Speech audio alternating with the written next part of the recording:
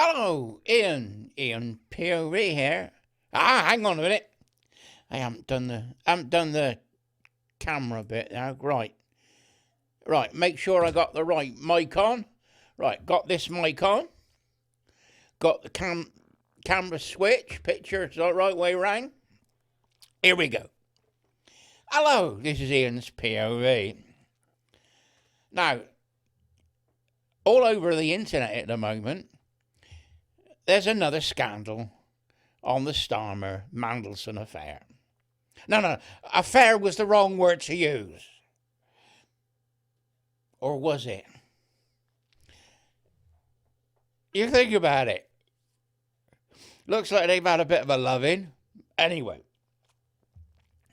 the text says, this is Stamer to Mandelson, that he's brilliant. You're brilliant, it says.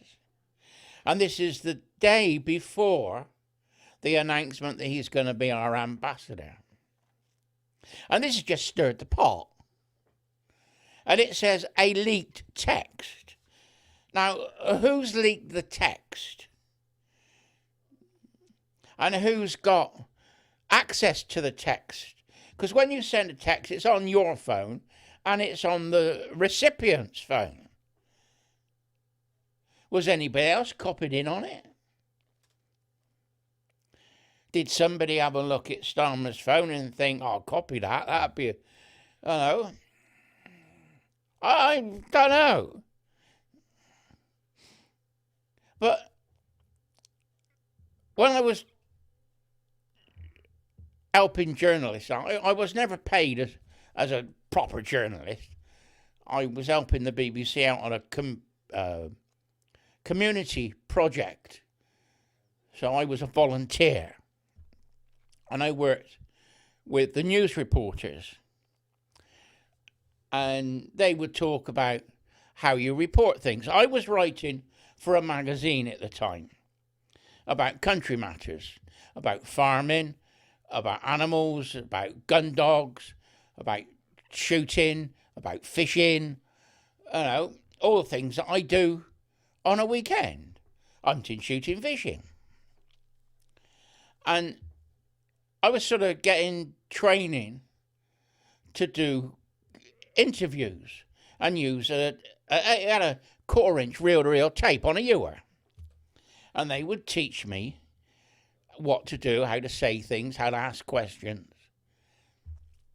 And they said, "You're an interviewer. You're not supposed to know all the knowledge you have. You've got to try and get that out of the person that you're interviewing. You've got to make them look good. And you had to find, and when you write, you have to write how, why, where, when. It's the information that the reader or the listener needs to have. Where it happened, how it happened, why it happened. How, why, where, when is the basic principles of a journalism. And I've been all through that. Now, with this Mandelson-Stamer affair, the papers that are pro-Labour, who you would think would be supporting Stamer, are the ones that are coming out with the revelations. The scathing attacks on Stamer. The Independent, I know it's online and I don't read it, but there's enough reporters out there that do. And The Guardian, two of the far left newspapers we have. And they've both had Stamer Mandelson stories. And we're not being told the whole story. We know that Mandelson, being the ambassador to America, was a political appointment, not a civil service appointment. He was appointed by number 10, not by the civil service. And Mandelson, I believe, was working. Mandelson was the architect of the New Labour, which they call New Labour, for Tony Blair. He got Tony Blair as leader of the Labour Party. He was the Labour guru who sort of worked behind the scenes. Now we find that Stamer was helped by Mandelson to become the leader of the Labour Party to stop Jeremy Corbyn. And it's been an absolute disaster. He wasn't too bad as an opposition leader, because all he did is pointed and it was all Tory sleaze. We're not going to do that. We're going to be above board. All the Tory sleaze this and Tory sleaze that. He's had 13 ministers resign in 2 years. Mostly for corruption. You can't make this up. What about Labour sleaze? The sleaze in the Labour Party is unbelievable. Makes what the Tories did at stealing a cake at a kindergarten dinner party.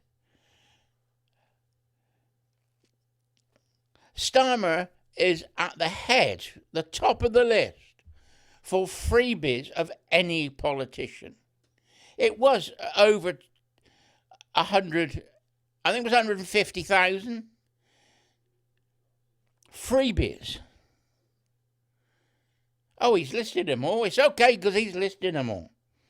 So he's getting freebies. But who are the freebies coming from? That's what we're not being told. He's had the freebies. Oh, his wife got dresses and all sorts, mind, as freebies.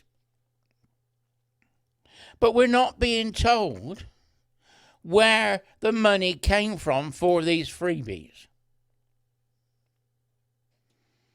Was it from Russia, from China, from the company who's looking after the migrants, who more than likely are helping get the migrants to Calais to get them across on the boats?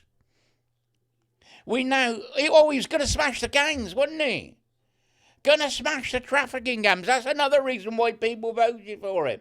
Has he? Like hell. He paid France millions to try and stop it, did it? Not hell. Now we're told there's another 600 million being paid to the French to stop the boats. Is it going to stop the boats? Oh no, they're going to Belgium now, coming down the coast to Calais, going out 12 miles, and then getting picked up by our border force on the 12-mile limit. So our boats are going not to the middle of the channel, where we were picking them up originally, but they're now going towards France to the 12-mile limit and picking them up in French waters. If we pick them up 12 miles out, we ought to be taking them back to the beaches.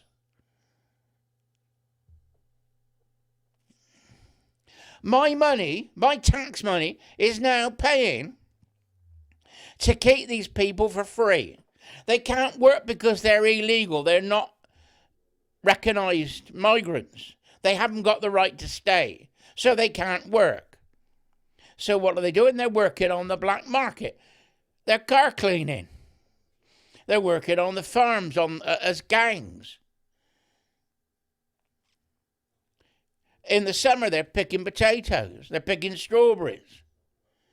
In Kent, I expect they're doing hot picking and all that sort of thing.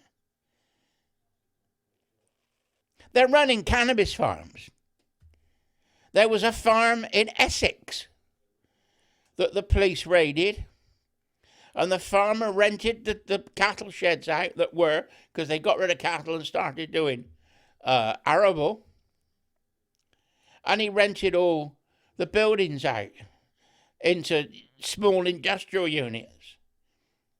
One of the units was used to produce cannabis, and they were illegal immigrants that ran it.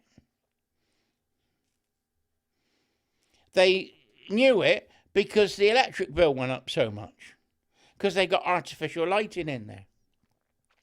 And that then triggered the electric company told the police watched it, and then they raided it. But it doesn't get in the papers. I just happened to know somebody who knew somebody who told me the story. You know, they're obviously dealing in drugs in the local towns. They're raping the women, the girls, and they're not stopping the rape gangs, are they? We've now got one that's wanted for murder back home, and we won't send him home because he might get hung. But he's here illegally. So we're going to keep him in prison for the rest of his life, and we're going to have to pay for it.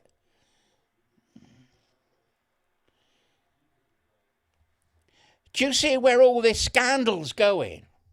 And it's Labour has just increased the scandal. It was bad enough under the Tories.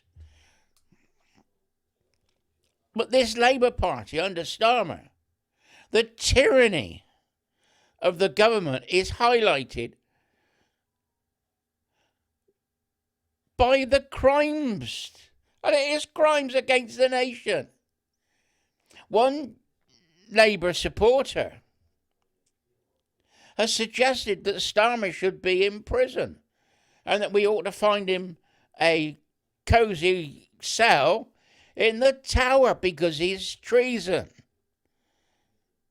Mandelson has links with Russia and we're supporting Ukraine.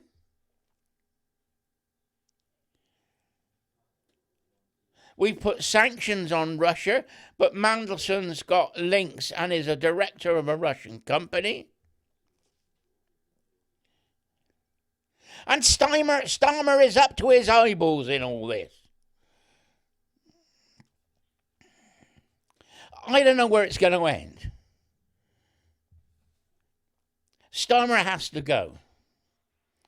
And the conservative thinking people, the Reform, the Conservatives, the Northern Ireland MPs, Unionist parties, we have to come together and admit that the goal, the aim, is to remove Stamer from office. The next election, the Tories will pick up some seats. Reform, I think, will pick up the most seats, but they may not pick up enough to become a government. So the Reform are going to have to work with the other, well, they call them right-wing, but I call them Conservative Party thinking parties.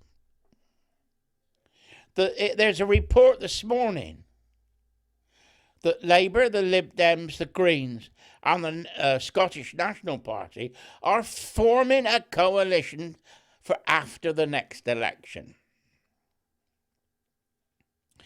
Together, they might hold enough seats to keep Labour in government. We might even find that the Liberal Democrats have more MPs than Labour, and they will become the government. Now, we've got to stop this as conservative thinkers. Now, I'm not going to say what they've done is that the Tories under Sunak and May and Cameron, they went left-wing. It's the only way I can explain it to most of you, because most of you will understand this. Tory thinkers are right of centre. Right? But what's happened is, in politics, you've got the Greens, you've got Labour, you've got Liberal Democrats. They've gone further to the left. They've gone more socialist. So the middle ground is being taken up by the Tory thinkers. And they are now calling us, because we don't agree with socialism, far right. You're against the woke world, so you're far right. You're against illegal immigrants, you're far right. You're against the grooming gangs, oh, you're far right. You're worried about extreme Muslim terrorists. You're far right. You see how they're going to do this at the next election. They will try and make out that the Tories and Reform and other right-wing thinking, and we got Restore now, haven't we? Got the Restore Party. They will try and make out that they're all far right, can't vote far right, to try and get the Labour vote, the socialist vote.